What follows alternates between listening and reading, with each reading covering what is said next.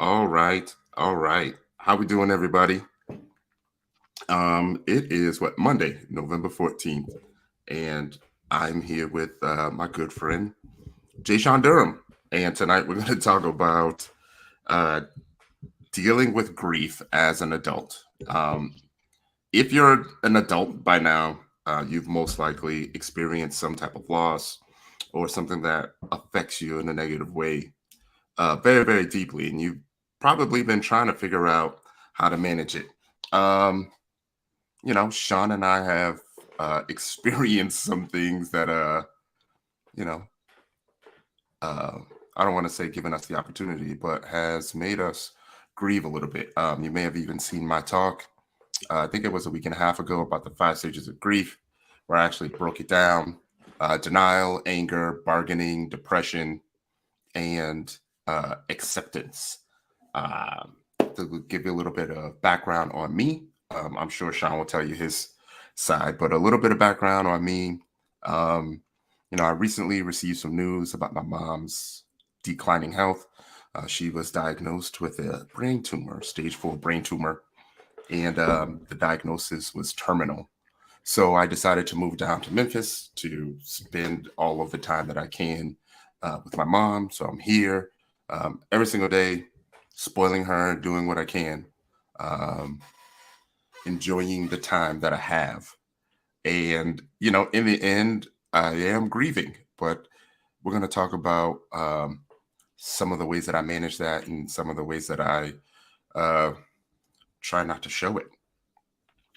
All right. So at any point, if you all have any questions, if you're in the audience, feel free to add, or if you want, feel free to add, um, your thoughts, your comments, or anything that you may be going through as well.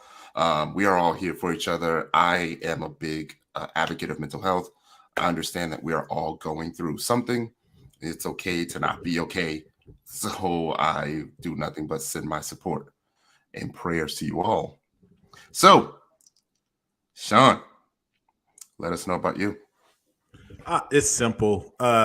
Anybody who knows you through the channels that we've gained our followers knows me because you have more followers than I do.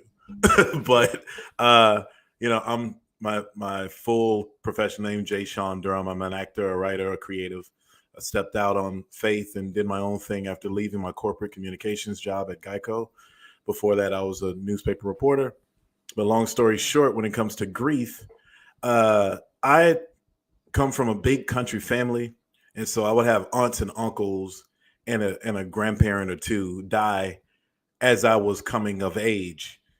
So from 4 or 5 years of age up until high school, at least, I lost at least a major satellite family member, meaning a non brother or sister or parent, but like an aunt, an uncle, a grandparent, every 2, 3, 4 years. So I'm used to funerals and used to death, but there's still something about when you lose people in your core who are close to you.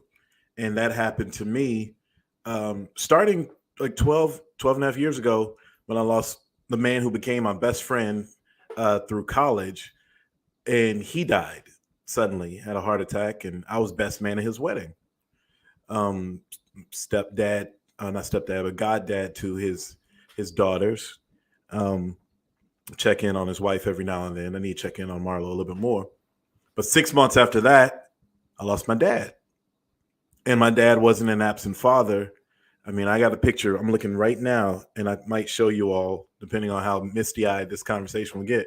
I got a picture right now of my father in the barbershop, and that's basically my second home. My dad was a barber.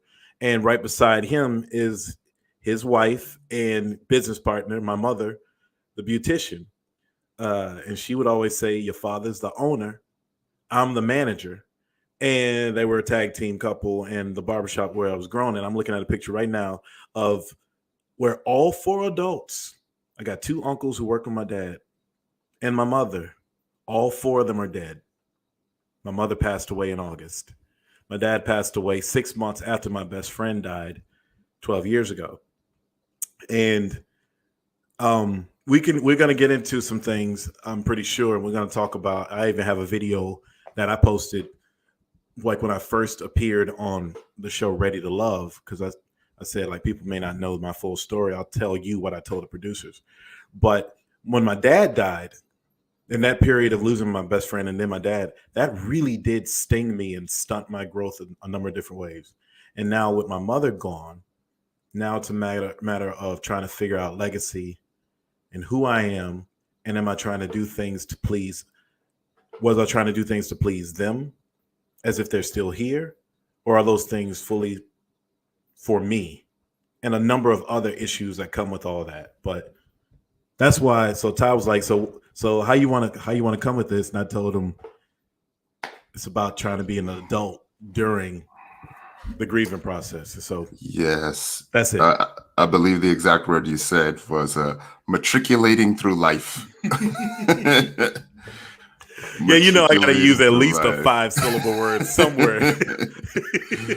Yeah, so everyone that's in the chat right now, Nancy, Jamie, Katina, Sherry, Lola, Sharice, thank you so much for your support. We're about to really get into it, and hopefully this conversation will be good enough for you to forward it and share it to someone that you think may benefit. Right. So I got a feeling we're gonna dig deep. You know how we do. Let's get into it. Ain't no better person to have this conversation with than my man Ty. So sure thank you. Sure thing. I'll take a and Kalila, how you doing? Kiki. So let's start from the beginning, man. Do you remember the first time you felt grief? Yes. And it was very close to the first time I felt grief for a real person. So I think they were twofold, right? So the first time I felt grief was when my grandmother on my mother's side, she passed away. And I remember I was a kid. I was coming home from school, and my mother and my father set it up to where my grandmother was able to stay in a little house that they rented literally like 4 blocks away. And and we knew that there was a hubbub. Our school buses rolled by that house before they dropped us off. And then we were told to scuttle over and walk over to, we called her Mourn. Don't ask where we get these names from, but we went over to Grandma Mourn's house. And that's where my mom was. And my grandmother was laid flat on a sofa.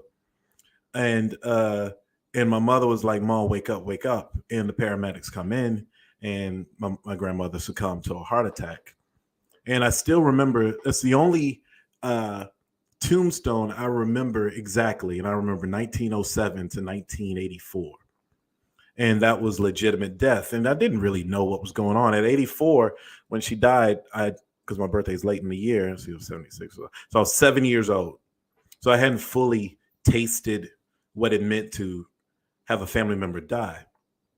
But a couple of months later, really something simple. I remember reading something that had breastplate in it. In Sunday school, a little country church we went to, back it up.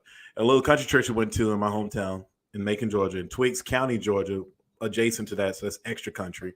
We would read passages from the Sunday school workbooks. And there was something that said breastplate and bosom. And for some reason, as a kid, because I was a smart ass kid, I remember it was the same year I think I skipped to the 3rd grade because I skipped a grade. I just thought of my grandmother when the words bosom and breastplate, and I was reading, and then those words came up, and I just bawled all these tears, and no one knew why. And so that was my first taste of death. It's like, oh, that person's not here anymore. You're kind of oblivious as a kid, but you're also mature. You play with bugs. You have dogs that die, things like that. But that was my first human that died. But my second brush with death that really sort of affected me was when Optimus Prime died in Transformers the movie. Yo, that was like a 30-year. No, look, like a 30-year time frame. That was for real, though. When Optimus Prime died, that hurt almost as much as it hurt to not taste syrup bread from my grandmother's kitchen. But those were my first experiences with death. Oh man, my very first experience, I'd say maybe I was second or third grade. It had to have been that time because I was still living in Maryland, Marathon, Florida at the time. And my mom's sister, my aunt, I have a cousin. We're like 6 months apart. We're more like brothers, right? And we were in the projects, in the back of the projects, and they literally lived like right on the other side of the parking lot. So we would always go back and forth, spending the night. You know what I mean? Like every other weekend, we would like switch back and forth. And then all of a sudden, I started to notice that we weren't allowed to spend the night anymore. So I'd be like, "What's going on? What's going on?" Um, Frederica Hickson was her name. So, I just remember going over there all the time, and I would always see my aunt laying down on the couch. You know what I mean? And I never really asked no questions, but you start to notice these things. Then I start to go over there more, and then the aunt's like still laying on the couch. And then as a kid, you're like, "Oh man!" Like you start to smell like the sickness. You start to realize that my aunt hasn't really moved in a while. And then one time there was this one night, my mom came to the bedroom and she was like, "Hey, I need to let you know that your aunt Frika passed." And I really just remember crying that night. And my mom said, "If you don't want to go to school tomorrow, you don't have to go to school." And I was like, "No, it's okay. I'll go to school." And it was probably like the worst, best moment because every day before school, all the kids are getting together waiting for the bus. And I remember going to the bus stop. I remember sitting down on the swing, just sulking. And then I just started crying, because, my cousins, they weren't waiting at the bus stop with me, you know? And then that's like when it hit me, like they are taking the day off of school and I'm here. And I just remember crying, just sitting there crying, and everyone asking me what I'm crying for. And then I finally told them what had happened to my aunt. And then, like a knight in shining armor, I don't remember if it was my mom or my dad, but they drove up to the bus stop and was like, "Come on, come get in the car." And I remember jumping in the car. And the way that I handled that, like, I don't even remember handling it. Like I remember, we talk about the stages of grief. I don't even remember getting to the acceptance part because of how it all happened. I also remember trying to deal with it. I remember one of the kids that was younger than me, and I knew I could beat him up at any time. And I remember getting in an argument with him, and kids go back and forth, right? All the time, kids go back and forth. And don't even know what they're doing. They don't know what they're doing. Yeah. And Or then saying. he was like, "Yeah, that's why your aunt Frika died." And my first instinct, was to swing on him. But then it all hit me so hard that all I could do was just cry. Wait a know what I minute, you mean? didn't swing on him? Because I want to swing No, on him. no. I think I was, like I wanted to. And I just remember cocking back. And by the time, I was gonna lean into it, I just kind of put like it really, really hit. And one thing you don't think about is how long you have been dealing with grief. And to this day, like, she is someone that's like really, really, embedded into, the backbone, into the thread of our family, and that has never changed. Kiki says when When in doubt, when swing it on him. swing on them. Yeah. You the grieving one. You got an excuse. Yeah. And I remember having to go to school maybe like a day or 2 days later, and all the kids from their grades, because they were older than me, all the kids like handed me all these cards. So I had to take all the cards back to them, you know.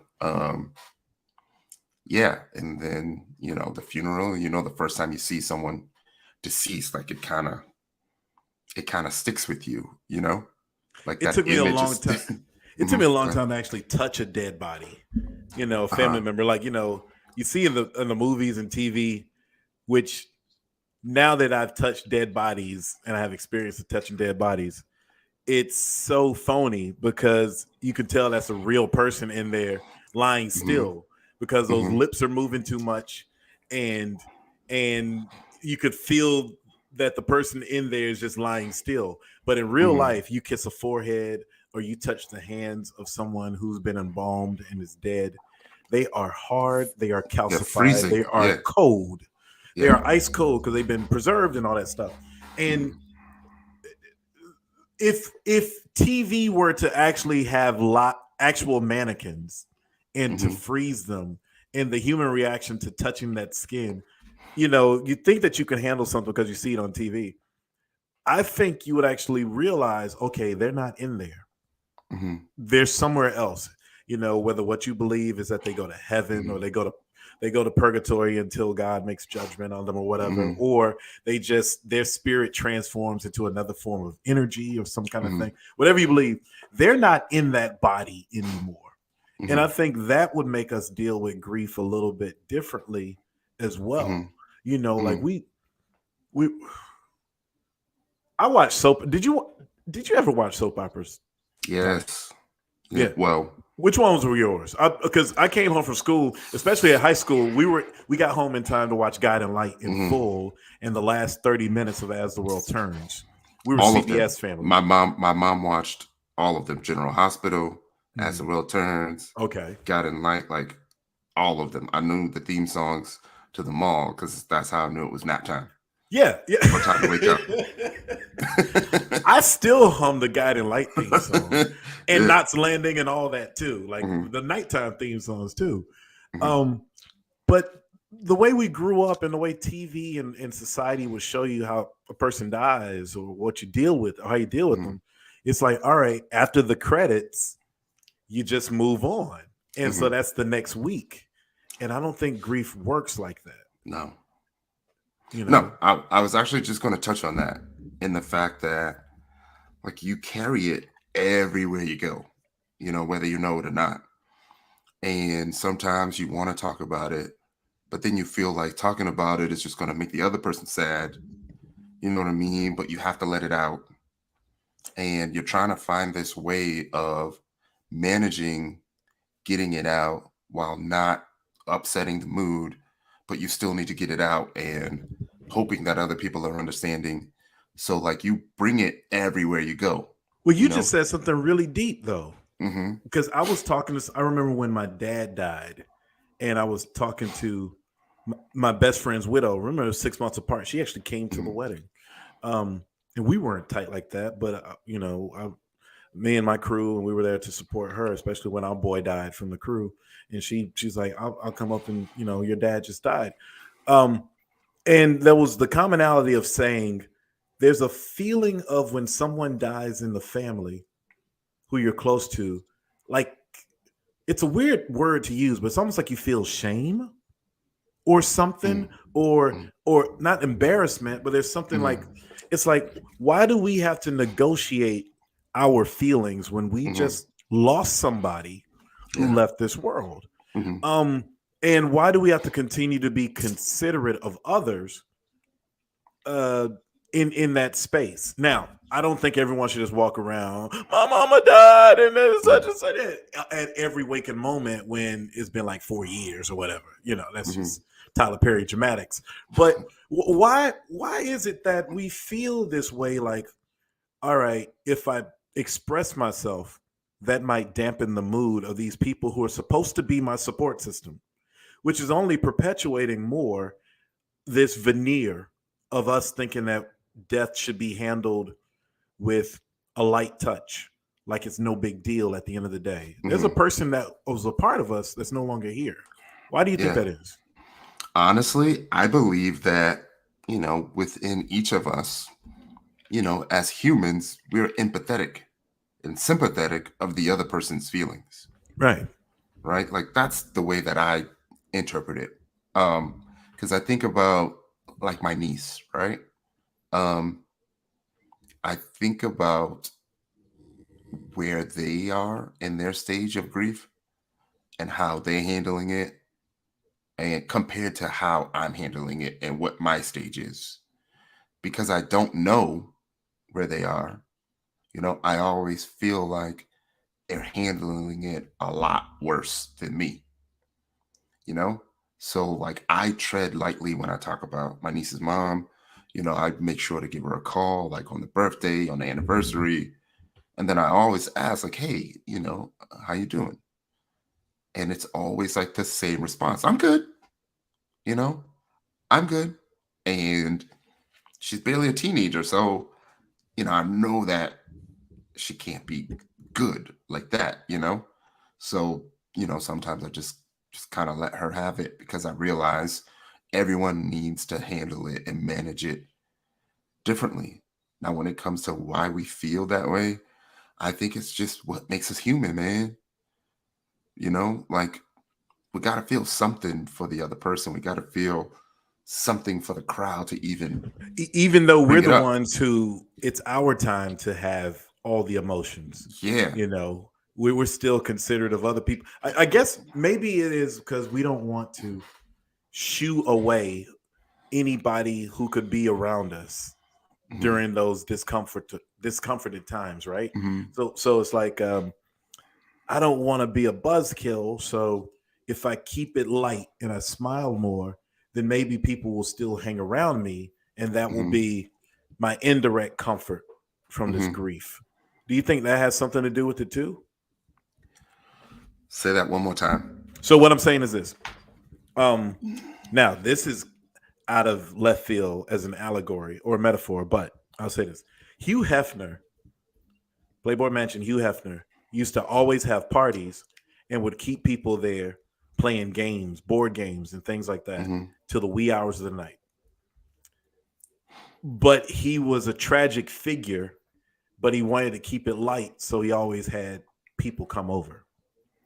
Hmm. And that's the same thing, except now that we've lost a family member or someone close to us and we're grieving, we don't want to be, we always want to keep it light and we feel like we have to be entertainers and Hmm. accommodating to other people to make them want to stick around us because we need them as comfort.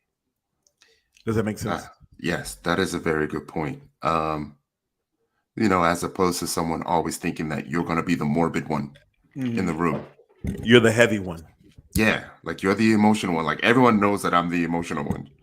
But I think it's kind of surprising for them to see me in a different light. I guess to be the strong one right now, to be able to literally like have an entire segment of a live on it, and like literally my mom's like in the next room. So, Well, let's talk about that. hmm. So you're Hmm. you got this Gonna news about your start with mom. gonna start with me, huh? Well, it's not my show, but I'm good at this. Let's talk about. No, we're Let me sharing take a this. We're sip. Go sharing this. ahead. I'll take a Yeah, oh, sip while oh, you. you so you got wine. Okay, I got mezcal. I have not I started. got some straight Jack Daniels straight because I felt like I was gonna need it. Ooh, Jesus! What type of show we about to have? All right, so let's start this real quick. So you mentioned earlier, and I don't want to. I'll get specific eventually, Hmm. but you mentioned earlier about your the 5 stages of death. Those 5 stages of Grief. grief, right? Yeah. Hmm. So I remember reading in AP English Anton Chekhov's The Death of Ivan Ilyich. And it was this like universal narrator, third person piece about this man who's dying. But the 5 stages of grief are the same as the 5 stages of death. The exact Hmm. same. Which tells you that when someone dies who's close to us, that's a part of us that we feel that death emotionally, right? We go through all the things. We want to bargain with God or whatever higher power. We don't accept it or what have you. You know the stages and the Yeah. sequence of it, and acceptance and all that. What I'm saying to you, because of your mother's terminal status, and a woman who started my career, she gave me $1,500, and she was a stage 4 cancer patient. I didn't even know Hmm. it. I never knew her. She just saw me on Facebook and donated $1,500 to my Kickstarter campaign. And I'm Shawn Durham, who I am today because of her. Uh, which stage have you entered, and have you vacillated amongst some of them? But because you're there, that doesn't mean you've accepted anything. She's still alive. She's there, still there with you, and it's a blessing that you're there with her. But are you in, denial? Are you in acceptance? Are you in bargaining? Where are you? And how does that play right now? Because your mother's still alive. Wow. I feel like I was able to accept it early. But I don't feel like I've been able to truly internalize and actually like absorb all of the other phases, because of me being the oldest in the family and knowing that I was going to have these conversations with my brother and my sister and the rest of my family. One of the things that led me to the acceptance right away was that I believe within 48 hours, I was in Memphis. The doctors, I was on one of the first people to speak to the doctors. So I had a chance to, absorb it all before I was able to give the conversation, have that conversation with everyone else. So I got a chance to react to it. I got a chance to determine, what my responses were going to be. And immediately I was like, I'm out. There's really nothing to think about. So in a way, mentally and emotionally, because I had already planned to come here and move without even thinking, I feel like I got to the acceptance piece really quick. I was also able to see the results from, the testing and look at the scans and stuff. And, it's different when you see the proof or the supposed proof. Yep. So yeah, that Are you have y'all received a prognosis from the doctor, like, well, she has 9 months or something like that? Have they given you something similar that, in TV terms? Yeah, I know. But we got. I want to roll up our sleeves and get into it. And No, I'll no, it's get cool. into mine. But It's cool. Yeah, let's talk about it. It's cool. Yeah. So what timetable are we looking at, Ty? Me doing research on my own, I saw that the world record for someone with this diagnosis was 5 years. The average was 2 years. The doctor said it was aggressive, and everything. So they were trying to stay away from giving a time frame. And my mom, my aunts, they're all old school. They're all into church, and it's always the same response.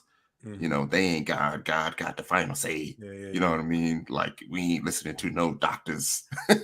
Like, Jesus is in his he got a medical bag and he's driving to them. Just wait till Jesus get here. He'll tell me what it is. Do you know who my mom is? My mom was God's best friend.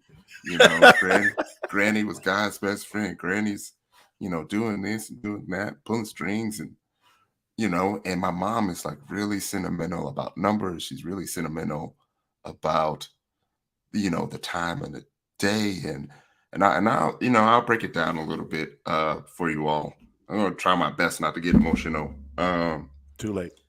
So my mom's very first treatment, my mom's very first radiation treatment, it rained. And my mom was like, Granny's up there crying, and sobbing because we're about to start this treatment. And on our way to the hospital, I said, Ma, the true sign will be, this is a true story. The true sign will be whatever song is playing when we get back to the car after the first treatment. No matter what that song is, that'll be the signal from the high heavens from the universe, What if the right? song was Tear the Club Up, Ty? Then that would have been the signal, right? So we get in the car, we forget to even turn the radio on, right? We get almost close to the house. We were like, man, we forgot to turn the radio on to get the song. We turn the radio on. The song is You Won't Break My Soul by Beyonce. Oh, You know that song was sampled for a lot of other cancer victims. So how well when you hear that, all right. So you struggle from apathenia like I do as well. That's one of my words of the day. So you got one of these things like, all right, that's a sign. What do you take that as? So you saw that. What did y'all take that as? We took it as, as a sign to stay positive, right? Not necessarily that it's over, And I feel like another thing that has helped me get to the acceptance is seeing my mom's approach to it all. My mom is just like, hey, like, it's all right. Keep the party going. You know what I mean? I'm cool with it. I'm ready. Shoot, I get to go see my mama and my sister. Like, if we're going to do this, let's do this, and it's hard to convey that message to other family members who don't get to see that. Like I recently had a talk with my nephew who's kind of struggling with it all, So yeah, I feel like in the end, I really never got a chance to go through the previous 4 stages. I feel like I get a taste of them throughout the week, throughout the day. And it's always, because of a joke or because of something my mom said or something she alluded to. And it's really hard to explain because sometimes we'll be in here, we'll be having a conversation, it will be joking, and then she'll say something like, well, it ain't gonna matter anyway. Let me get this extra Cinnabon, and see how you just chuckle. She chuckles, and in her face, I chuckle, but then I get to the room and I gotta stop myself from boo-hooing, So all right, this is important. I think people, we're good at identifying these stages or what have you, and we think it's supposed to be in some clinical order when we're humans and everything comes from us messily. And I think we vacillate and go back and forth between different phases. There's a time where you might actually start bargaining. Yeah. Or there's a time where you'll start like denying because it's like, no, she's telling great jokes. She's eating Cinnabons. She's right here in the kitchen. I'm thinking about Christmas. Was it last year? Yeah, it was last year because her birthday was, my mom's birthday was the day after Christmas. And there I am wearing a mask because she wants to get into the kitchen. And I don't know if I have any COVID germs or what have you. And I'm making her a banana pudding. And she just can't wait to dig into the banana pudding I'm making her. And it's sort of like I'm thinking, all right, sooner or later, this moment will not exist. And I think what I would say to you, despite what's going on in all these stages or whatever, is to try your best to not grieve while she's alive.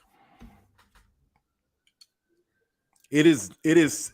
I am proud and also envious that you are there while she's there during this very tender time. My mom was up here the weekend before or after Juneteenth, whenever my niece graduated from Morgan State, and the whole family convened up onto my brother's concave up in like near in Cecil County, Maryland, where my brother lives, and all his family lives. And we hung out for the weekend and all that. and she was moving around slowly or what have you, but she had good humor. She was eating and all that stuff. But I saw her and I'm like, I know this won't last because she's getting weaker. I had no idea though that she would be in the hospital 2 weeks later. So, but I didn't have the chance to be with her like I wanted to. And so I can only say to anybody who has parents who are in frail states, or anybody you love who's in a frail state, to try to be in the moment and be a steward to the relationship that you have with them presently, and not think about, you have all their non-life to grieve them. Because the truth is, and I'm going to just say this, and I'm not going to proselytize, and I know it's your show, but I'm talking. The biggest thing that we all need to learn is that everyone will leave this earth. I had somebody who said, "Oh, it's man, Nana died and she was 97, and it's so sad, and we're gonna miss her so much." I'm like, well, how old did y'all want her to be? Like, I not to be callous. No, I get it. But Granny was in her 90s. Yeah. 90 is 30 plus years beyond Social Security collection age. That's a whole full adult with kids age of life after that. And we all leave. So enjoy people while they're here, and then reflect and do what you need to do and go through those 5 stages afterwards. Try as much as possible. That's it's funny you say that, because I do not feel like I've grieved, especially not in front of her, or in front of, well, maybe I might have shed a tear or two, like the very first couple conversations when I was trying to get the information out to my brother and sister. But other than that, I've been really surprisingly upbeat, considering I'm the emotional one in the family. Like, I'm not afraid to I'm not afraid to shed a tear. You say this pretty often too. You're very upfront about how you're the emotional one. When did you learn that you were the emotional one? And because you know that you're the emotional one, it's a 2-part question. When did you learn you were the emotional person? And because you know that you're the emotional person, is there trepidation in handling this task that's been deemed hospice right now? So those are the questions. That is a good question, but I feel like my family also knows that I'm the strong one too. I'm usually the one who does the things that no one else will do. Like,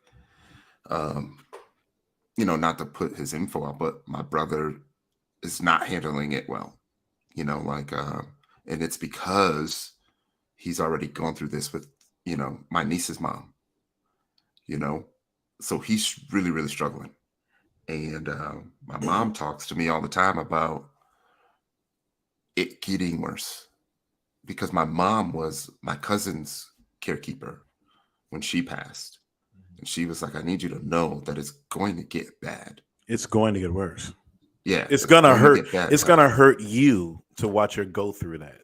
Yeah. So I feel like she's trying to provide some clarity to me. I feel like she's trying to, sometimes I feel like she's purposely trying to either break me down or test me, I guess. Or maybe she knows deep down that I am emotional and it's okay to be emotional, but I'm fighting it.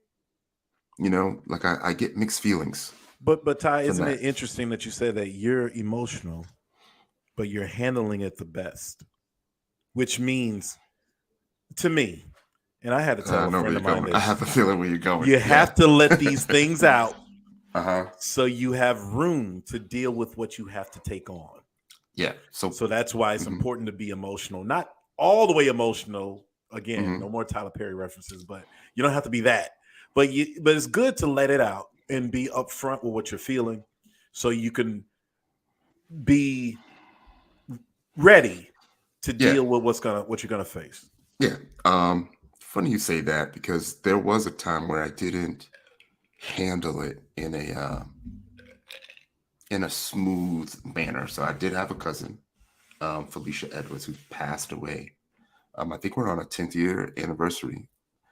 And me, her, and my sister were really, really close. Like we used to go travel together, just the three of us. And when she had passed, like everything was just like a blur, right? And I got to speak at the funeral, and I was good, but I was also one of the pallbearers, and I didn't break down until you know we put the casket in the hearse, and then I watched her drive off, and then I crumbled. You know what I mean? And then I crumbled. So I'll tell you all a little something. Um, in the military, I was part of the funeral detail. I used to lead the funeral details. So I'd say almost 30 times. Had to get a flag on behalf of Grateful Nation, the How President does of the one United get that States. assignment, Ty? I hereby How'd you draw that assignment? present to you this flag as a token of our appreciation for your loved ones. I mean, you're Hard wearing the work, white gloves and you're folding it up, and you're the one that dedication gives it to is the. How did you get to be the dedicationist? well, it's a funeral detail, and the way that it works is the highest ranking person is the one that leads the group, presents the flag, and you have to be the same rank or higher as the person that passed. Do you feel And anything? Did you feel anything for those persons you handed the flags to? so let me tell you a story. All of them. I mean, the first couple were hard because you get to see the families, and then it starts to feel like a detail, right? It feels like work, because we were near Quantico, and soldiers are passing all the time, and I didn't really feel it until um, we found out we were doing a funeral for an 18-year-old girl. And in Quantico, they have like the little gazebos. So the whole family is there. And we get up to this casket, we grab the flag, we begin to do like our facing movements. We grab the flag, and this is the first time we stretch the flag out over the casket. And as soon as we stretch the flag out, a butterfly comes and flutters and lands on the middle of the flag. And we're there in awe. And then I kind of like flick the flag a little bit like this, and the butterfly flutters off. Niagara Falls. Everybody, Niagara Falls. And then now I'm like, man, we gotta finish this. That's when I felt it. Like I really, really felt it. Like everyone else was like either really old, what have you. But when they give you a little bit of backstory on who you're doing the funeral for, you know, after a while you start asking that question because you want to feel some type of attachment. And that one. Yeah, that one was tough. That You is one I getting still worked. think You're getting about. worked up now. You're getting worked up now talking about this. Yeah, I still think about it. All right. So my point is this, though. So it's not like you're a pallbearer or mortuary person or whatever, but you've trafficked in death as far as like the ceremony, and you've been in the military, right? You've been at war, so you know about death. Do you feel like you're prepared for this? Then you should be prepared for. I know it's close to home, but if you can not detach that emotion, but in fact indulge those emotions and that experience, it sounds like you are the right man for this job. Yeah, To me. I've never been more prepared for it than now. And so I say that because I think if we are in tune to certain Mhm. things, I do think life prepares us for things, even when it may be a surprise, or if we're doing the right things, we can be, even if we're taken off guard, we can be up to this task, because grief happens to all of us. And if we're blessed and lucky, our parents will die before us. Mhm. Mhm. Otherwise, there's nothing for us to worry about. You Mhm. know what I mean? So I think in that regard, I think you got the tools for this. Yeah, I think so. You know, I think so. But I want to say that Sherry had put out a good comment earlier saying, Oh, that Beyonce song is always on the air? no, Because that was no. true too. She said, while I'm here, I need to allow my tribe of people to lift me up. And I'm sure that's tough because I'm always the helper. Yeah, I'm the oldest. My first memories are of my mom. I have a lot more memories of what my mom has done for us than what my younger brother and sister have. So, yeah, it's a lot tougher, but I do realize that I don't have to do it alone, and I think that's a good point for everyone else too. Your tribe can be 2 or 3 people, and I'm understanding that sometimes just your presence is enough, to soothe the soul, because I know I'm not the only one going through this, like, we recently had a really close friend lose her mom, and just, I realized just being available and being present really, really helps a lot, you know. Woo! All right, so Yeah. I will help you pivot so we can move the story along. So move the conversation along. Um, the topic is like being an adult and manifesting. What Mhm. was it? Matriculating in adulthood. Yeah, And managing grief while being an adult, yeah, yeah, like. yeah. So that's the thing. So grief can stunt your progress, right?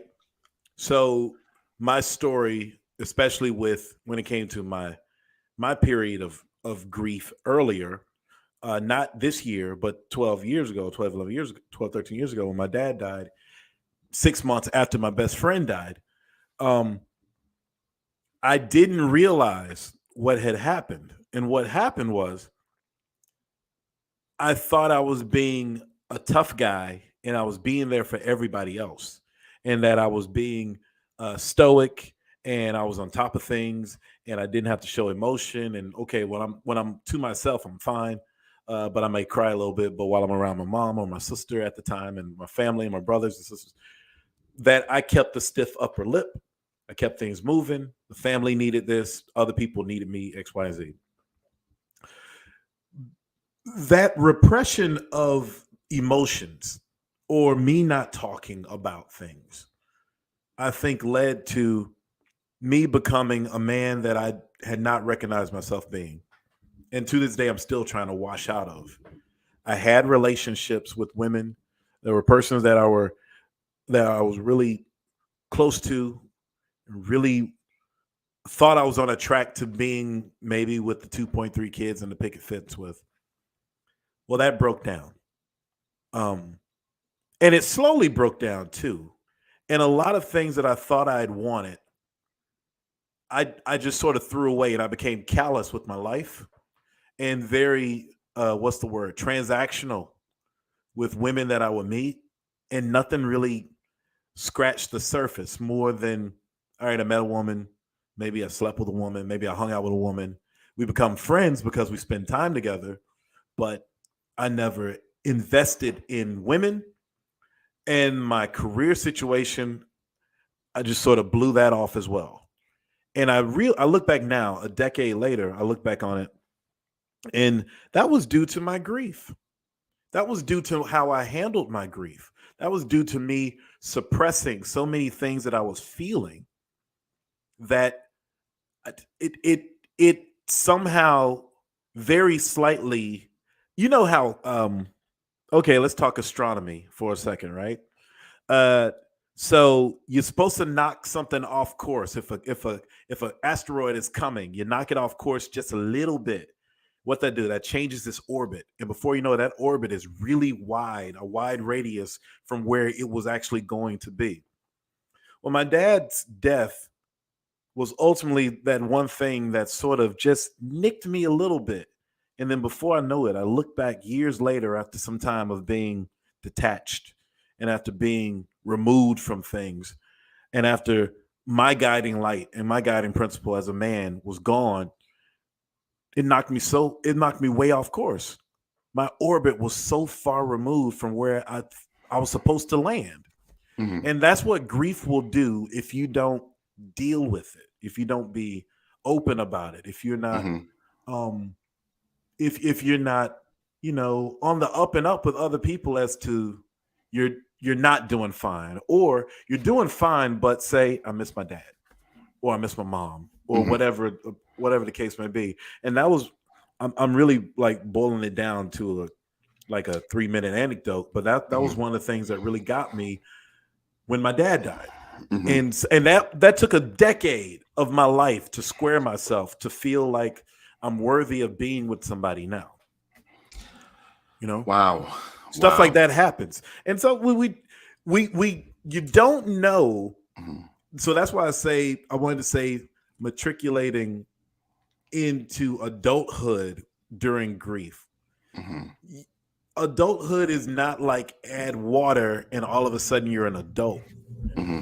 But there's certain things that you expect that you should be able to do or do healthily Yeah. at certain ages and times. And I had stunted my growth because I allowed my arrogance to my grief Mm-hmm. and my arrogance to what I was feeling and my denial of those feelings and my Mm-hmm. suppression of those feelings turned me into a guy that I couldn't even recognize, a guy that I Mm-hmm. didn't even like other guys being, Mm-hmm. So I just thought we could Yeah. start there.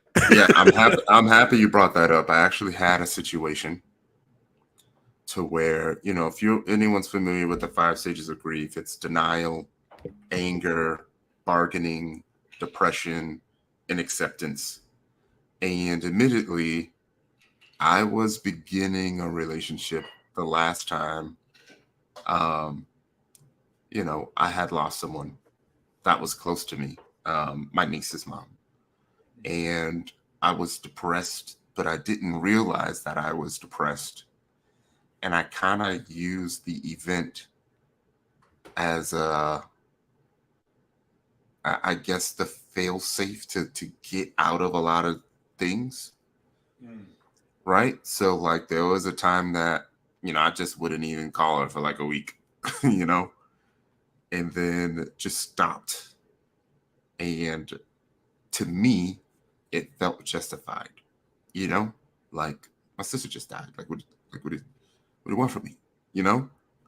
Um, but I realize now that I don't want to go that route.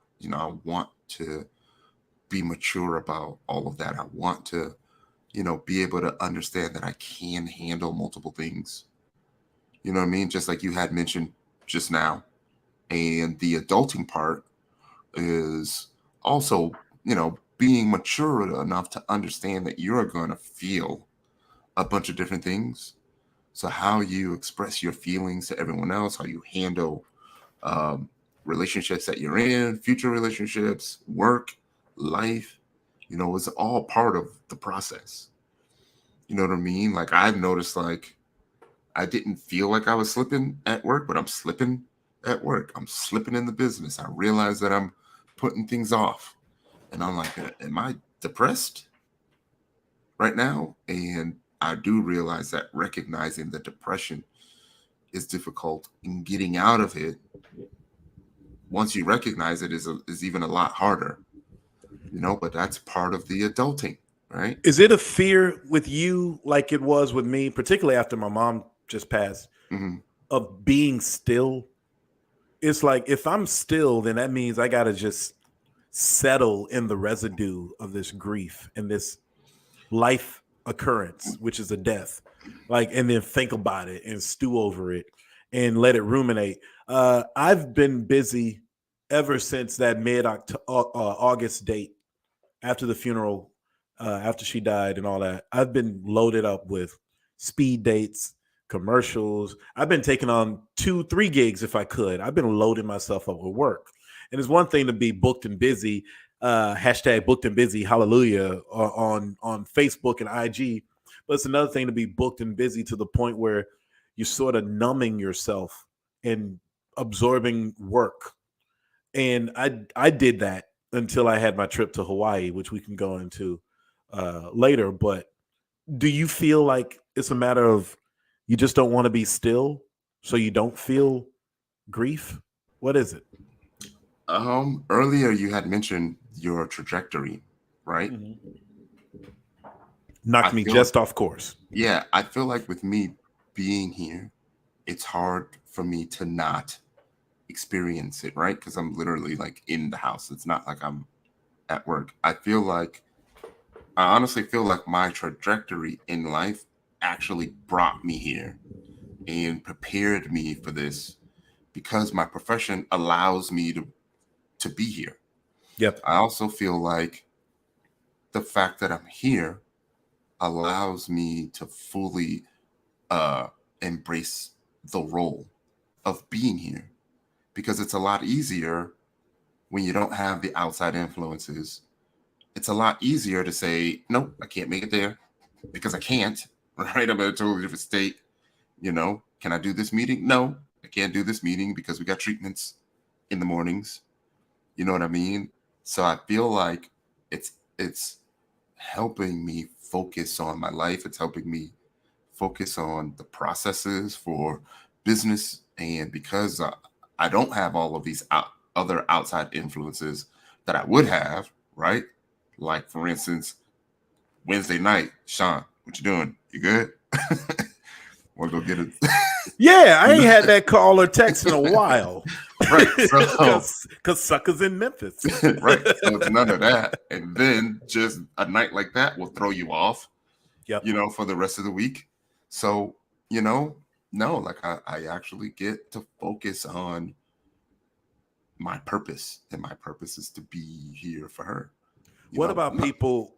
Mm-hmm. So let's propel this forward for people who've just straight up lost, because you're in it's a tough position, because you're going to see your mom in all likelihood deteriorate unless something within a finger snaps notice happens. But for those people who wake up and then they get a phone call and that person's gone, because your mom is still here, like I said, how should we look at that? How should they begin to navigate that? For me, it feels like with the one thing I can lean back on, 2 things: my experiences with death, and part B of that is my near-death experiences. I've been in a bus accident. I survived a house fire. A lot of crazy things. I avoided a train collision when Metro slid off the rails and ran into another train. That's one thing. But also, secondly, my faith and my knowledge of how the world works, it's like, all right, she had to go, or he had to go sometime. The faith of like, all right, no more pain or struggle or what have you. But it still hurts when you're the survivor. So where do we begin to talk about that for people who are still missing those persons?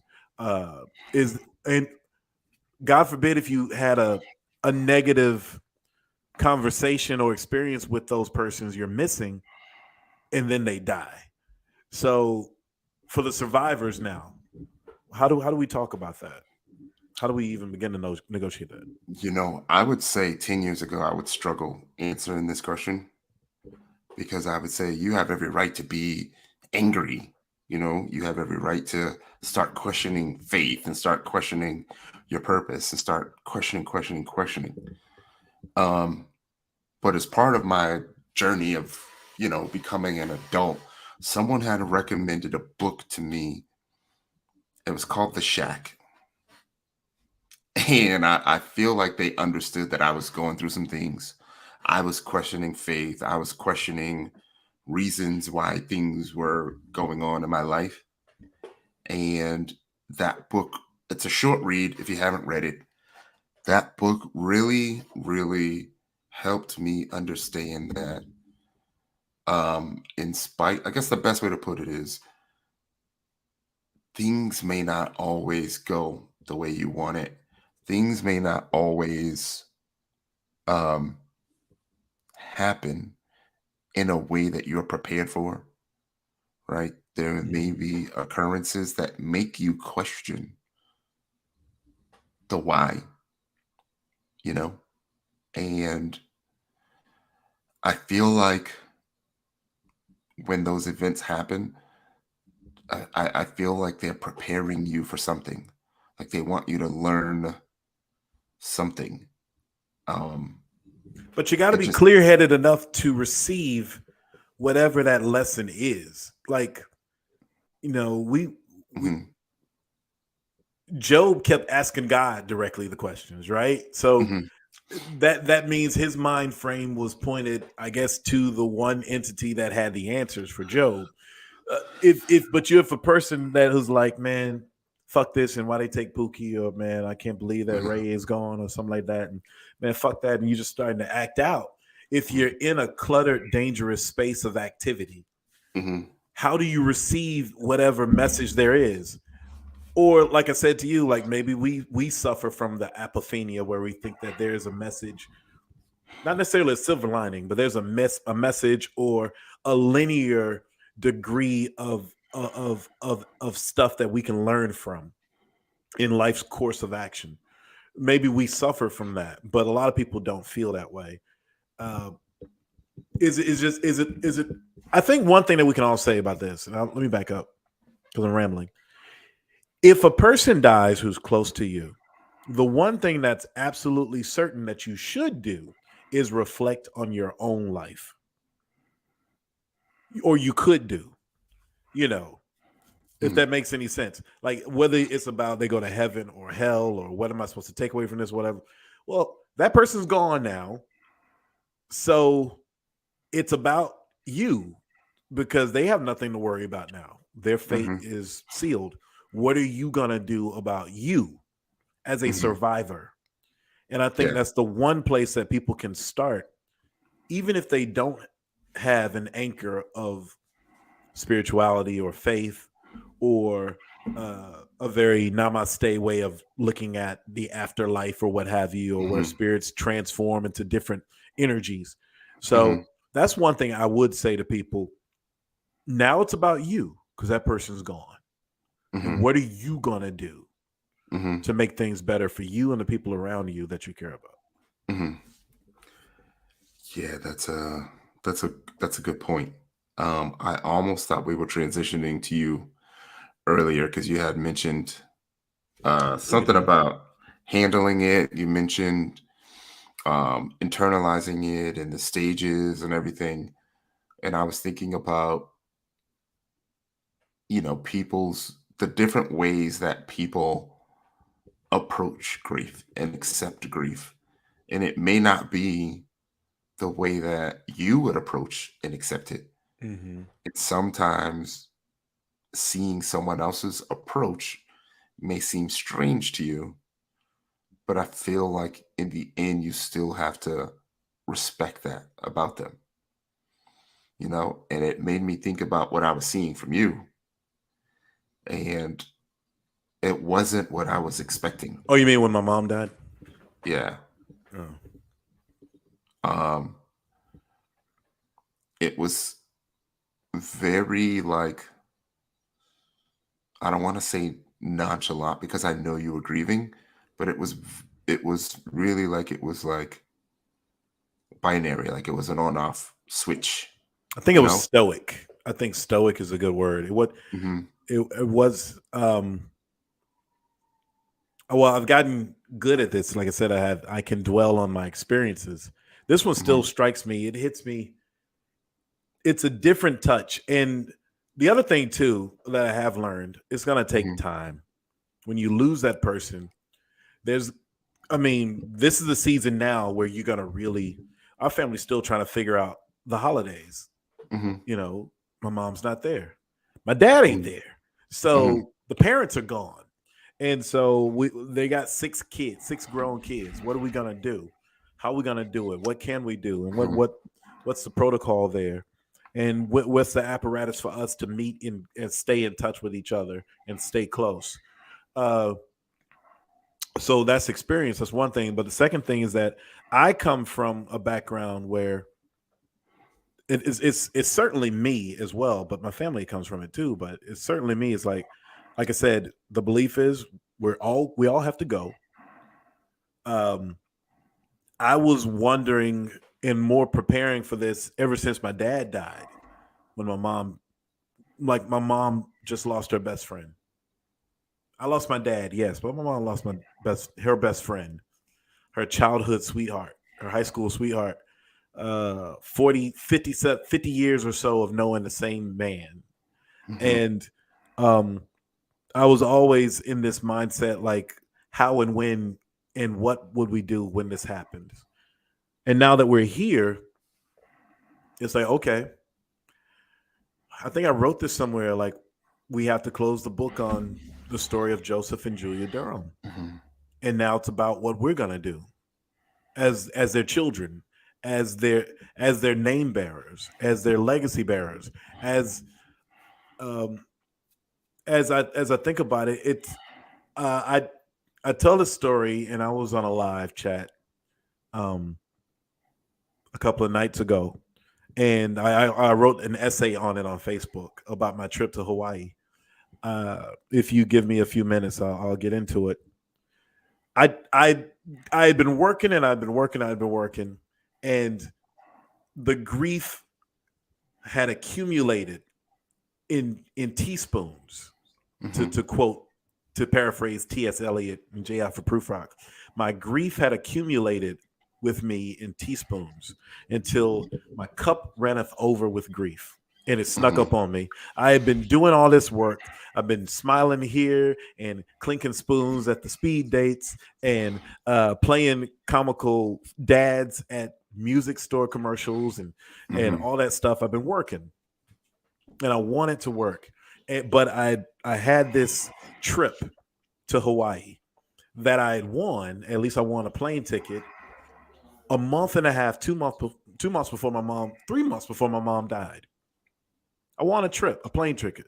And I said, okay, if I can do it, I'll go. And it had a date. It said I had to go and fly by October the 31st, which happens to be my dad's birthday, by the way. I had to fly by October 31st. And so being that I'm an independent contractor and this is a busy booking season, I believe in collecting the rainwater while it's raining.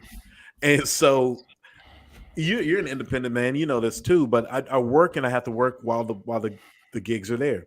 So I just scheduled it for like the bottom of that period, October 26th to October 31st.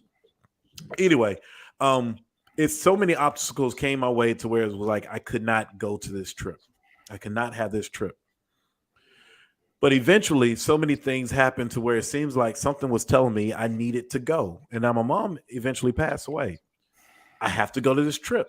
And now my grief is built up and it's runneth over with grief. And as I told someone, I can't see in color anymore.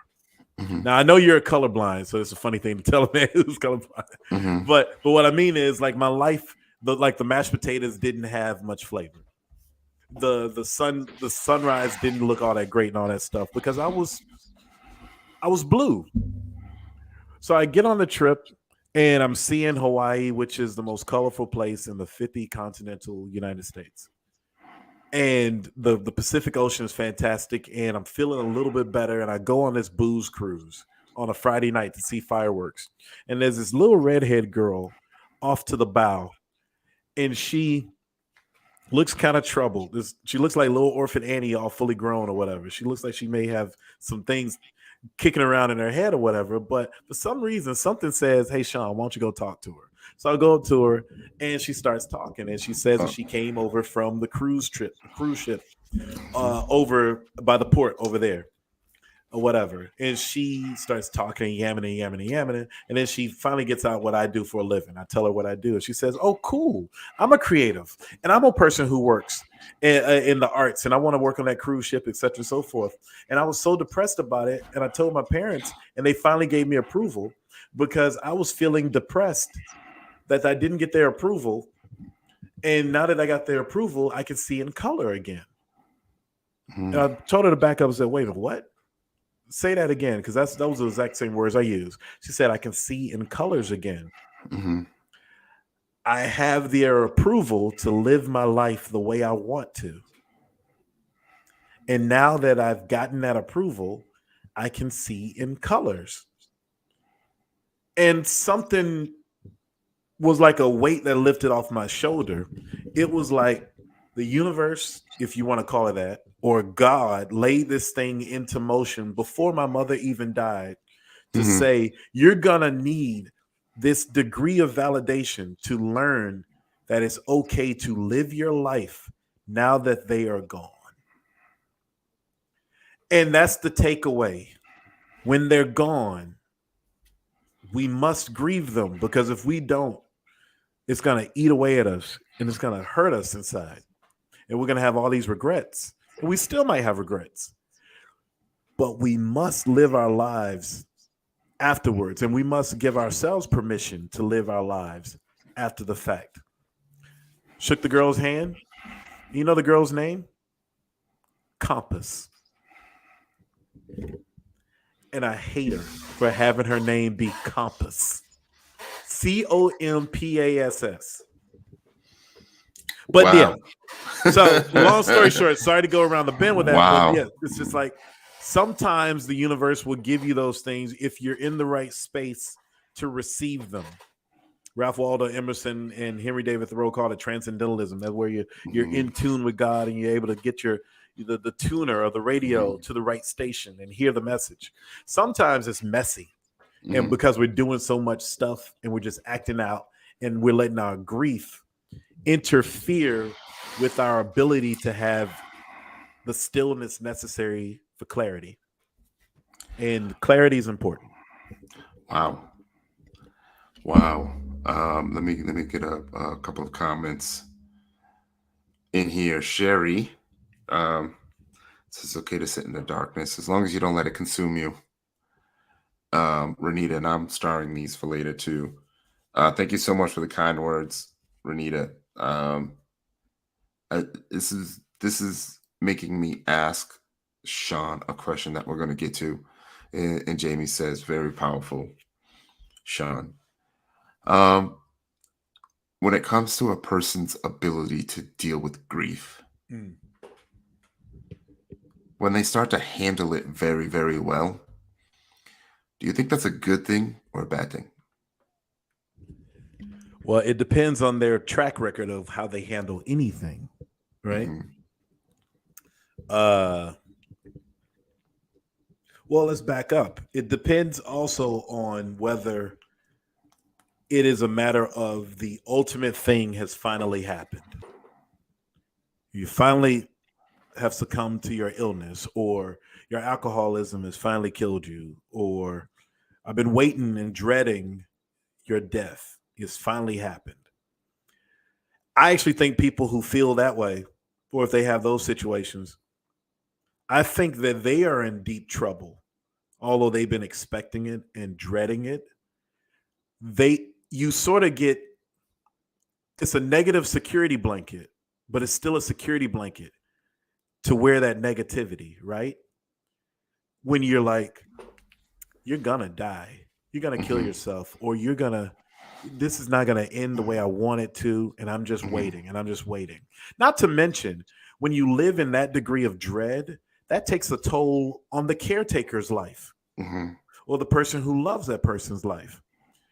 And I think it's really important to try to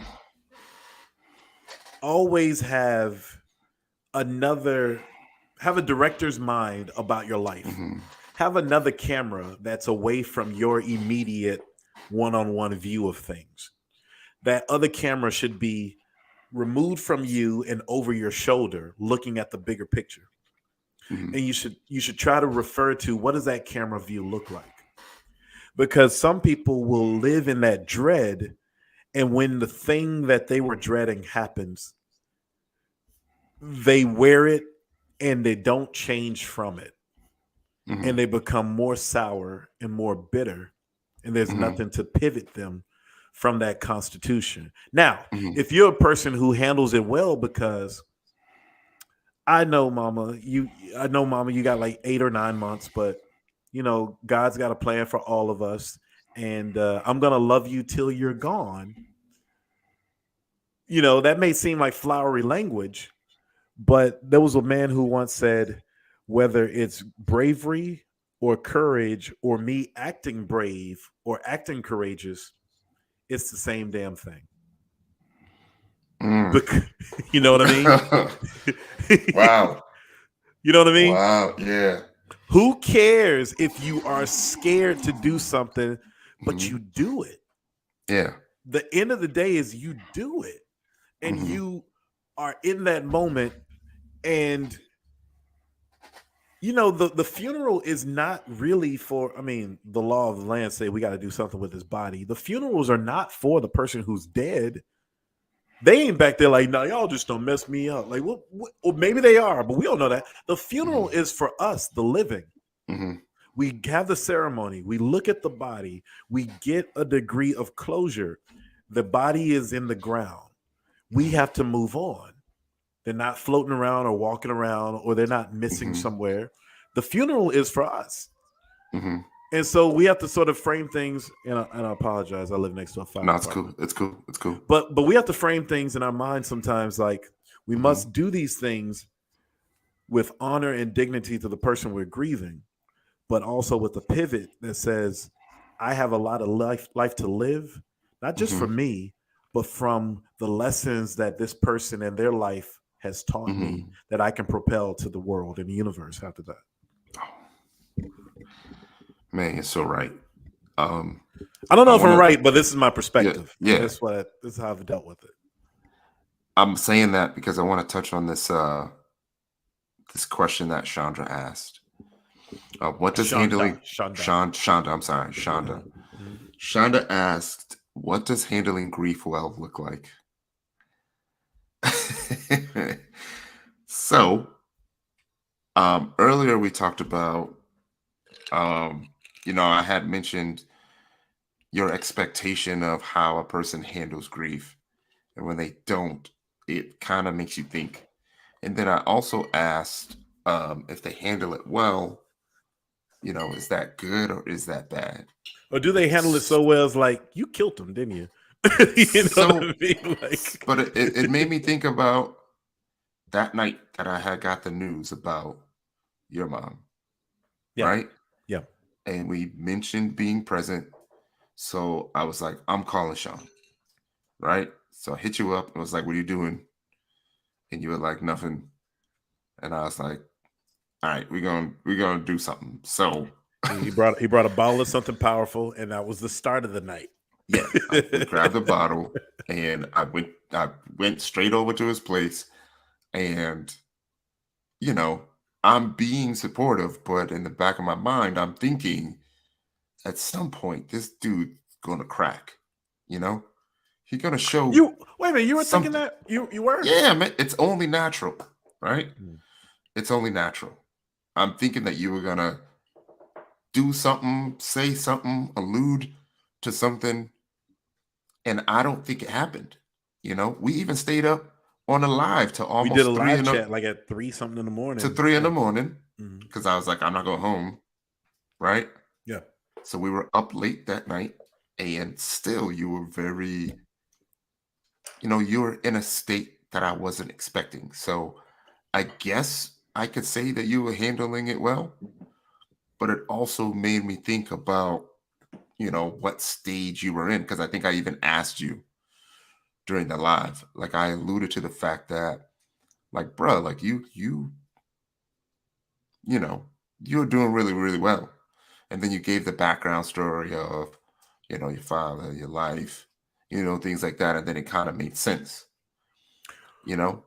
Well, Ty, what did I say earlier? I mentioned the death of Ivan Illich, and I said the 5 stages of grief are the same as the 5 stages of death, right? Mm-hmm. And those 5 stages are, because you know them better than I do. What is it? Bargaining, It's grief, DABDA. denial. Is what? DABDA. DAPTA. DABDA. So So it's denial, denial, anger, anger, bargaining, bargaining, depression, yeah, and and the other one, acceptance. Yes. So here's what happened. This is a private family moment, but I can share this. We got a call that my mom was not breathing or what have you. She had coded. And so all of our family members started, we just waited by phones, those who weren't there in Georgia. There were some who were there in Georgia. And then the moment she was still living with us, we were all on the same phone, on the same line as things were happening. And that happened with my dad too. We did the same thing with my dad. Now that's tough for a number of people. It wasn't necessarily tough for me, but it's like, oh Lord, we're here. You know, because I had already thought this is gonna happen eventually. I'm the middle kid though. It feels like for some reason the middle kid is the one that is thinking about the how the gears are gonna work in the machine. You know, where the older kid or the younger kid looks at the other stuff. And I've just been thinking about how the gears are going to work and what does this mean, all that stuff. But I didn't get to. I bargained before she died. There was no more bargaining once she was gone. I was not in. You know, the funny thing is, denial occurred just last week. Okay. But it was a soft denial. It's like, wait a minute, that chick is gone. It's like I'm thinking like, she was just talking about this and that. I was just sharing a commercial that I was on and sort of thing. So what I'm telling people is this: the order that you think those things are going to occur are not going to occur in the order you think. But once you get to one of those things, please check them off because you won't go back. You won't circle back. I long accepted it. The process of the burial makes you accept it. The fact that you get that routine in your head. I just traveled back from Hawaii, or just like last night, I just got back in from Hampton Roads from a show that I did for Expos. I usually always contact your mother. Oh, I ain't got to do that. Damn, that's messed up. So I get a little bit of anger, but I guess my point is this. Here's what handling it well looks like, to get back to Chanda's question. Handling it well means that you have a perspective that includes the acceptance that this person is gone, but also the realization that somehow, some way, you must go on as well. I felt it when my dad died, and especially when my mom died. I wish I could curl up into the coffin with you. Wish I could hold you one more time. Wish I could be done with this. I don't want to live without you. But handling it well, whether you cry a lot or cry a little, is where you realize that their life has been codified now. And it's up to you to take what that life meant and propel it forward for other people to see what it means. That's what I think it means. I want to expand on something you just said. And admittedly, like, this part is a really, really touchy subject for me. Like, I feel like I'm finally getting to a point where I understand life. I understand myself. I understand business. And I feel like I'm turning the corner on success emotionally, when it comes to relationships, when it comes to business, when it comes to life, right? You're the man that you want to be. I feel like I'm becoming that. You're becoming that, yeah. And now I feel like She's she's not going to going see to it. miss that. Yeah. And I want her to see that. I want her to enjoy that. You know, and you've had some experience with that because you just touched on it a little bit. And I want to know, you know, um, how have you been handling that? The idea of, I want to bring a girl home so she can see her and also see that I'm happy. She just wanted me to be happy. My mom, I always dated older women, and my mom would know about my exploits with older women, but I never brought the older women home, like down to Macon or what have you, because as a Southern person, Southern man, you don't bring folks home unless you serious about them at this age and stage of your life. And my mom would hear my sisters talk scuttlebutt about me or whatever, and then she'd say, "I want you to be happy, but I want you to have your own kids and all that stuff." Or, but I want you to be happy. And I wish I saw my mom be happy in the complete traditional sense that we're talking. Because, all right, say what you will, you have a daughter. I don't have no child. Uh, I don't have a wife or a fiance. I've dated, and I continue to date towards certain goals, but she never got to see it. And my dad certainly didn't get to see it. And when I look at the family pictures and I think about the legacy and I think about what they built and what their expectations of would be as adults. But here's the other thing though, Ty. We have to let ourselves off the hook. We really do. Because let me tell you, if your parents go through, or if your friends or your family or your loved ones go through an elongated march to death, meaning they're not all of a sudden killed in a car accident or burned up in a fire or whatever, meaning they have time to think whenever they're in and out of consciousness, when they're traversing through these spiritual realms or whatever. If they have some time to think about their circumstance, what they're not thinking about necessarily is the fact that you disappointed them or what have you. If anything, what they're gonna do is act like whatever you think is a disappointment doesn't exist at all, because all they care about is that you're there with them right now. They're selfless because they want the best for you, but they're selfish because they want you to be with them and shepherd them home. I truly believe that. My dad before he died, but my dad before he went in and out of consciousness, and he came back to us with consciousness about a week. He was in a hospital for 31 days. My mom was in a hospital for 32. She's like, I'm in here a day longer than Joseph. I need to get out of here. But my dad was in the hospital for 31 days.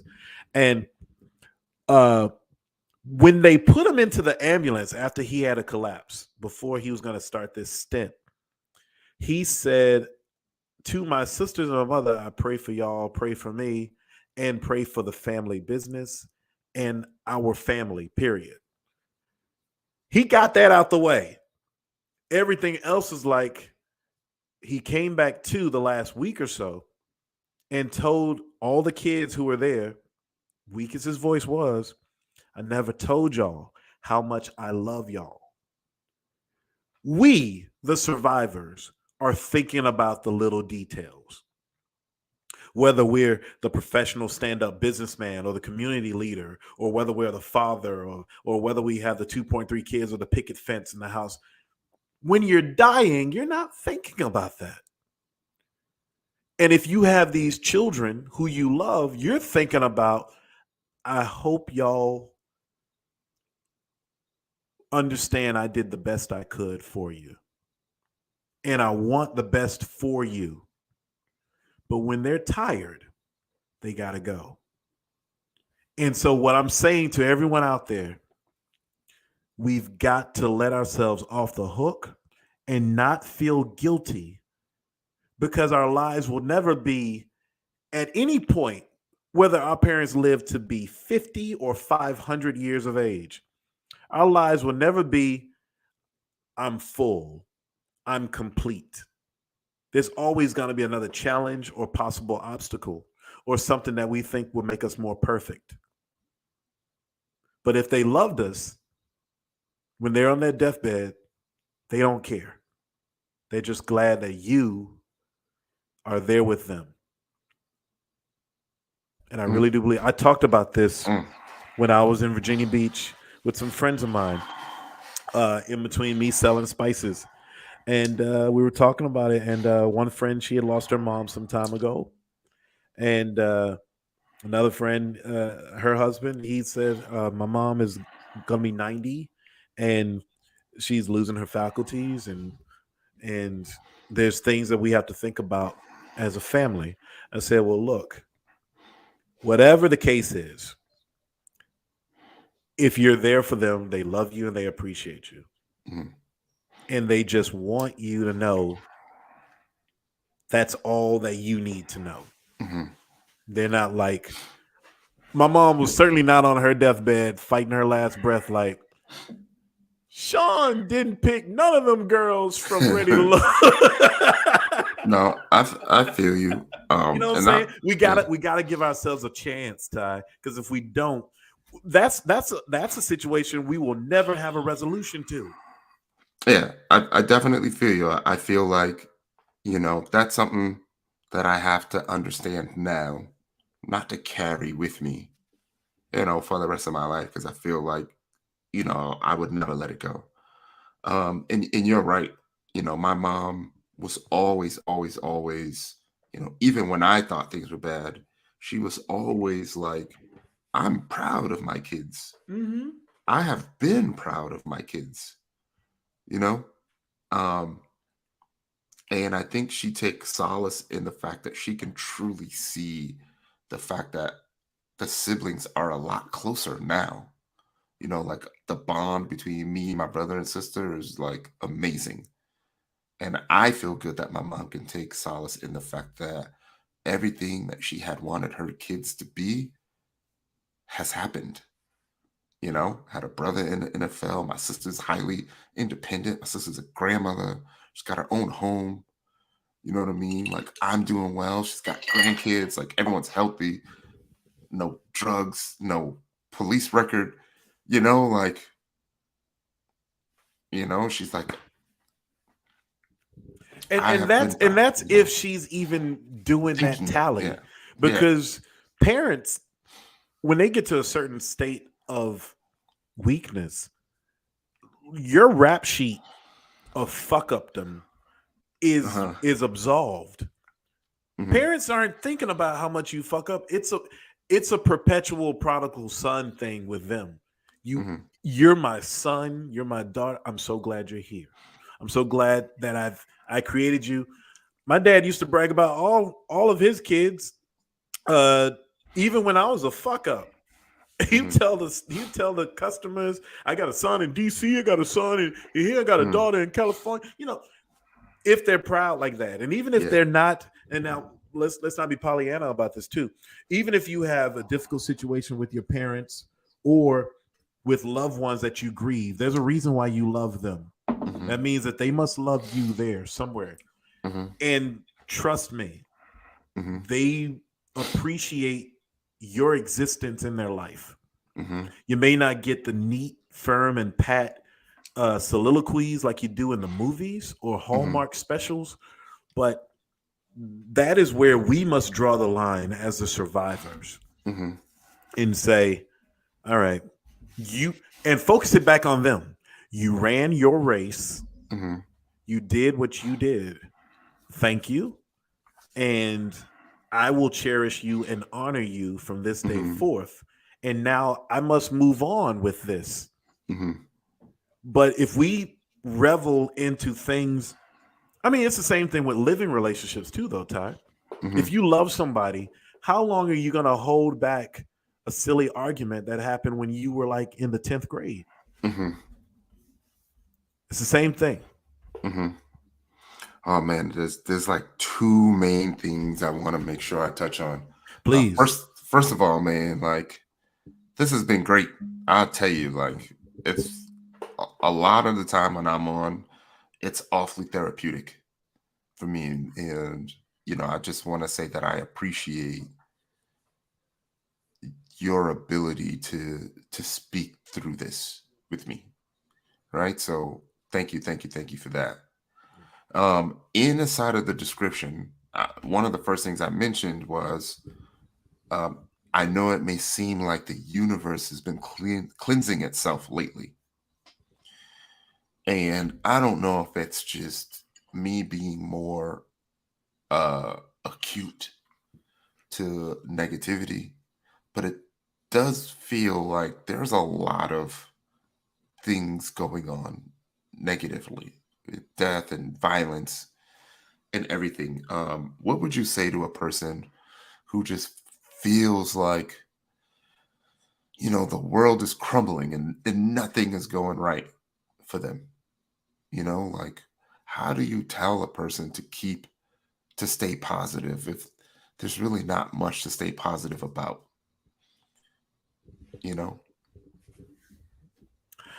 Uh, Now, are we talking now? Is that a question about grief for a person we love, or is it just grief for society and a world that we So see? it can be grief in general. Like Yeah, you're living, like everywhere you turn, there's something negative going on. Like you're afraid to even turn on the radio, because you're gonna hear about something else. yeah.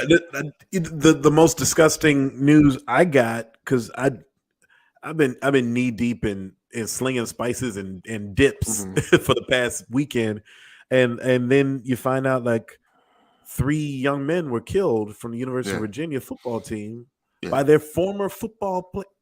yeah, It's disgusting. And then there yeah, was four kids killed at the University of Boise, Idaho. And I don't. hmm, It's the world. Here's the thing: the world never surprises me to seek its lowest denominator. hmm, However, our existence in the world, and I really do believe this, is hmm, illuminated by the charity of people who do not know us. hmm, God illuminates corners in dark alleyways with light sources that we do not see or know where they're coming from. hmm, Sometimes sometimes we're spoken to by little redhead girls from Los Angeles named Compass. Sometimes a butterfly flickers on the flag of a dead 18-year-old girl that we do not know. Sometimes sometimes none of those things happen, but it rains on the just and the unjust equally. And you have to keep moving and think that sometimes you're going to get wet, but most hmm, of the times you'll be dry.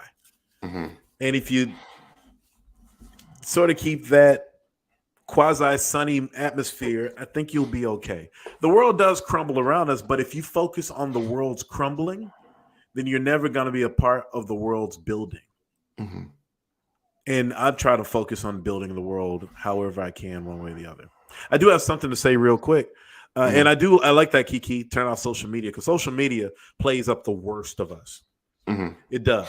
Uh, but I did want to say something to Shonda.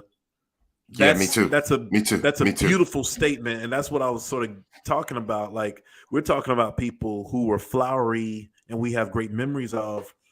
You know, loving people can be hard, and there could be, at least on a human level, a degree of people not deserving the love that we give them. But if that person affects us a certain way, we have to at least acknowledge their role in our lives. And what it sounded like to me, Chandra, is that you got what you prayed for. And maybe I'm reading further, but maybe there's a degree of regret that you got what you prayed for in a more peaceful mother and a better relationship, and you're wondering what could have been.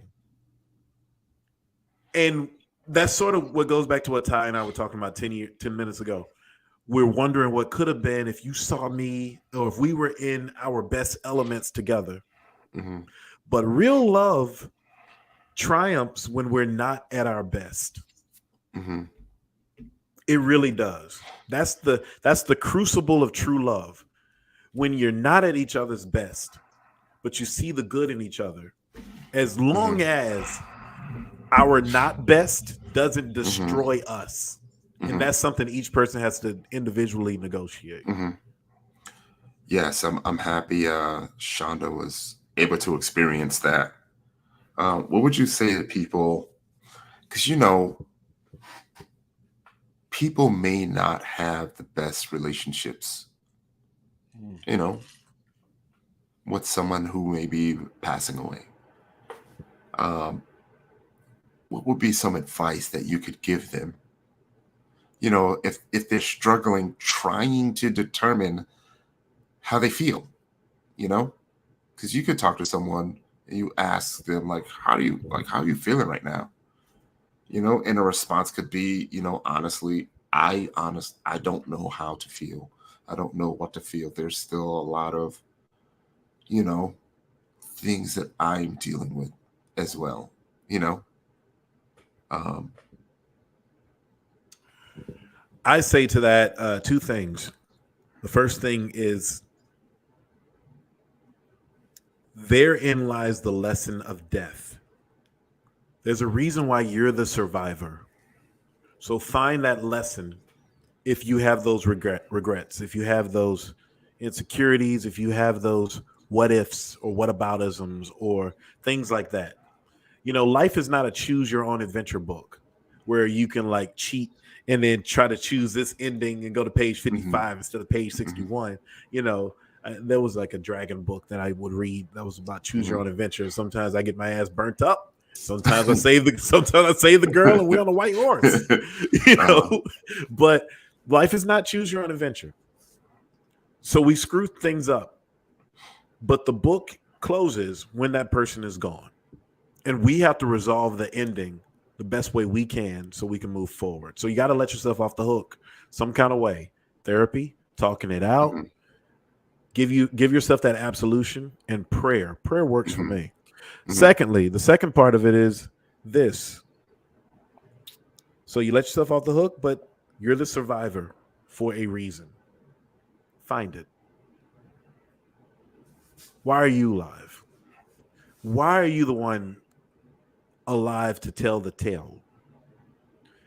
Life is about moving forward while absorbing things that happened in the past. You absorb them like a paper towel, but you don't discard them or you don't revel in them. You can't revel in the past. We're constantly having to move forward. And it's just like grass. Grass always needs to be cut. The world keeps on spinning. You have to pay your mortgage or your rent every month. These are the days of our lives and other cliches and such. One foot in front of the other. And that's how you move forward, because you have to move forward, because if you stand still, you're going to be in a more pathetic situation than the person who you just buried and grieved.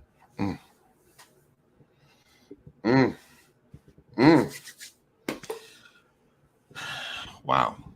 This is good.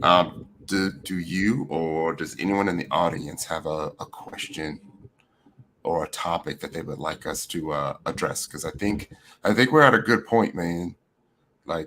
It don't even feel like almost 2 hours. It's been very therapeutic. It's been very helpful. I feel like, you said some things that have really, really helped me, mentally and emotionally. It also helped me, have conversations with loved ones that I see that aren't handling it like I'm handling it, So, I got some really good talking points, Got some Are those loved ones, are they talking much?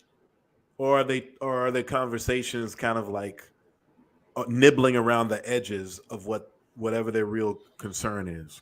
No, I mean, I could say, like in the instance, for instance, my nephew, I took him out to dinner, and he was like, Uncle Ty, like, I can't, I don't see how you're handling it so well. Like, if it was my mom, like, I would be going crazy right now.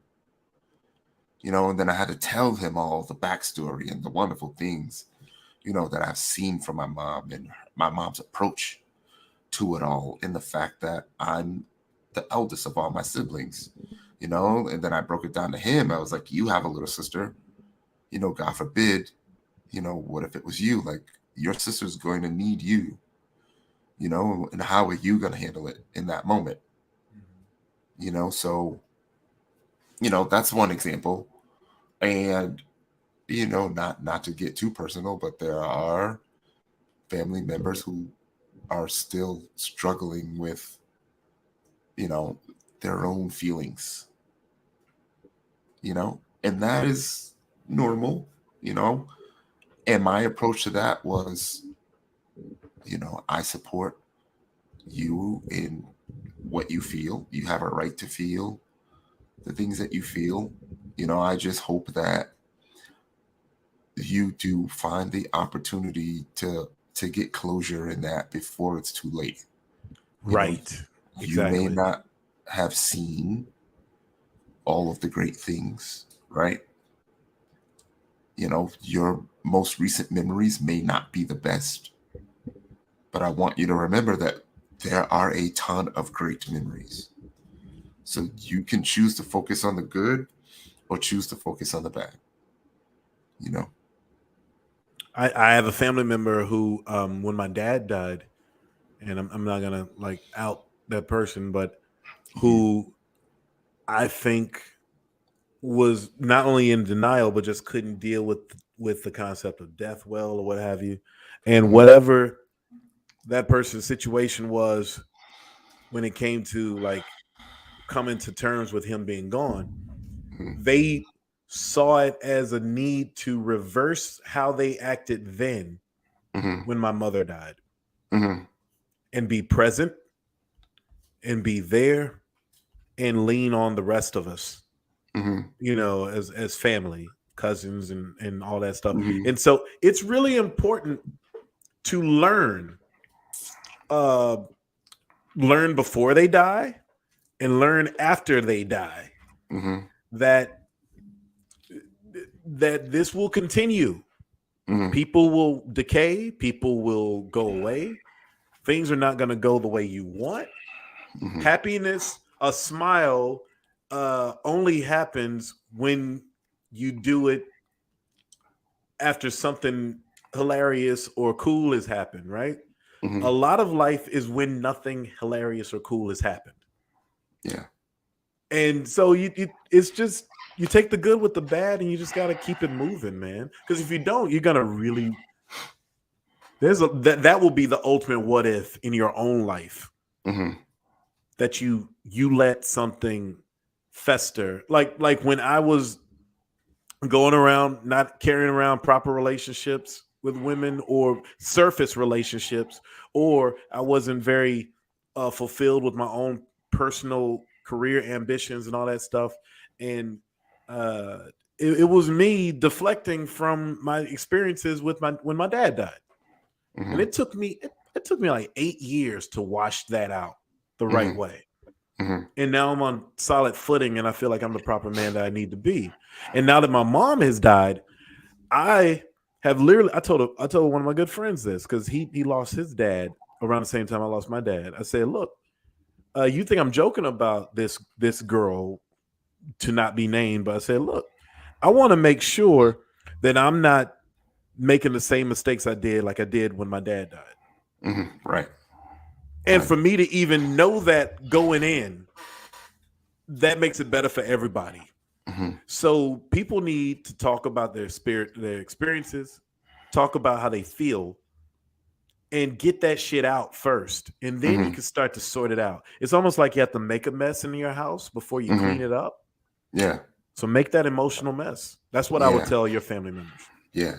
There's one more thing that I wanted to touch on Yeah. before we go really quick. When we're talking about, um, I guess we're talking about making amends. So my biological father was never present, and I realized that I was I obviously was feeling some type of way. It obviously affected me at a subconscious level. And I used to say things like, I don't care. Just let me know when he passes. I'll go to the funeral, and that's that. But I feel like deep down inside, like there is a little bit of hurt there. There is a little bit of pain. There's a little bit of grieving. I'm only saying this because like he recently just had his 69th birthday. Mm. And with everything that's going on, it's making me think that I should go and try to get that closure and maybe have that conversation and address that emotionally. I feel like I kind of did that a little bit before, but I have a cousin. When we were looking for his biological father, he recently just found out his biological father passed like 3 or 4 years ago. So he may never get that opportunity that I have. You know what I mean? Have you And seen the effects of that realization? yeah, yeah. Um, and I think one of the things that helped is that he may, because he was never present, he may have accepted the fact that at this point in my life, like I'm almost 50, so chances are, he may have passed already. So he was already resigned to the fact that that was a possibility. You know, um, but then once we got the proof, then the realization of it all hit him, and I try to think about how I would feel if that happened to me, if I didn't get to say, you know, anything, how I would feel. And I just wanted to touch on that really quick for anyone else in the audience who may be experiencing the same thing. Mm-hmm. Yeah. You know, I'm actually about to post the story about that journey of getting that closure. So um, I feel like closure. I feel like everyone deserves closure. So if you have to go on those journeys, if you have to do the hard things, if you have to have those conversations, then it's such a weight, lifted off your shoulders that you don't have to walk through life with. So if you have the opportunity, I would definitely, I would pray that you do have the strength to make that happen. You know, Yeah, and that's doing that is the most adult thing that you can do. Mhm. Realizing, like, you know what, I know this bothers me, and instead of avoiding it, go to it. Mhm. If it's bothering you that much, go to it. And you might get something pleasantly surprising that may be fulfilling. You may get something that will like codify your poor expectations of a person, but you Mhm. would at least get, like Ty said, the closure that you're looking for. We hope. Mhm. All right. Um, oof. Did anyone have to deal with a sibling with a substance abuse problem but still cared for their parent during their transitioning? I haven't, Kiki. Um, No, no, not no, I really. Not haven't. not to the degree that I think Kiki's talking about. No. Hmm. Do you have any last words you want to say to the people, to the audience? Grief is the day that it sucks. There are 7 days in the week. It'll be sunny. It'll be snowy. It'll be rainy. It'll be cloudy most of those days. And sometimes those cloudy days are better than the others. But life is a collection of good and bad days. We get through it by not avoiding it. Give yourself time. And not only give yourself time, but also realize even when it's not in what you want to do, that it's good to do something outside of just being mournful. Maybe not the first day or two, maybe not the first week or two, but get yourself out of the rhythm of wanting to be in the coffin with the person who's gone. Because there's more life for you to live. They wouldn't want you. Secondly, they wouldn't want you to be that way. And thirdly, you have lessons learned in life and their examples to you. If you loved them that much and they were that important to you, that you can manifest and extrapolate to the world. That's the point of living. It's happened to all of us and it will continue to happen. And so let yourself off the hook. Don't be shy about telling people how you feel, but don't be shy about putting one foot in front of the other and moving on and living your life. It's okay to do that. Stop being guilty and stop being a slave to our loved ones who live their lives just like you need to live yours. They live their lives after people died too. So I'll say very, very, very good points. If I could say anything, I would say that grief happens. It's okay to grieve. It's okay to let it affect you. Do you know what I mean? I would also say that, I pray that you have the strength and the ability to internalize the grief, embrace it. If you're grieving, if it hurts, if it's painful, it's because you care or have cared or have experienced some happiness with this person or this thing or with this event. So I would say, try your best to focus on the positive side of everything that is going on. Take it in stride. Like Shawn said, one foot in front of the other. It may not be a big foot all the time. You know what I mean? But even if you can inchworm yourself forward, definitely do that. Try your best to move forward. You don't have to do it alone. Find a friend, find your tribe. We will always be here. If you ever want to talk about it, let me know. There'll be many more talks like this. Hopefully, they won't all be morbid. You know what I mean? We could talk about the positive facts of life and mental health as well. So thank you, Shawn, for joining me tonight. We're at the 2-hour mark. Thank you, everyone in the audience that was here and supported us. This was good. If you feel like anyone would benefit from this conversation, be sure to share it. Be sure to like and subscribe to the channel. Yes, and follow me on at Shawn Durham Inc. at IG. Ty comes in and co-hosts my show sometimes, the Shawn Show. It's just going to be called Shawn Show. We're going to revamp it in January. But I got a new episode starting next week and like a run of 3 episodes or so. And we talk about stuff. We actually talk good talks. Yeah, we do. We have some good talks all the time. So, follow me there. And I really enjoyed it. Thank you so much, brother. Yes. Good talk, bro. Shawn's IG and Twitter handles are in the description. So be sure to follow Shawn. Woo! All right, let me. Yeah. Cheers, brother. Salud. All right. Talk to y'all soon. Have a great day. Great night.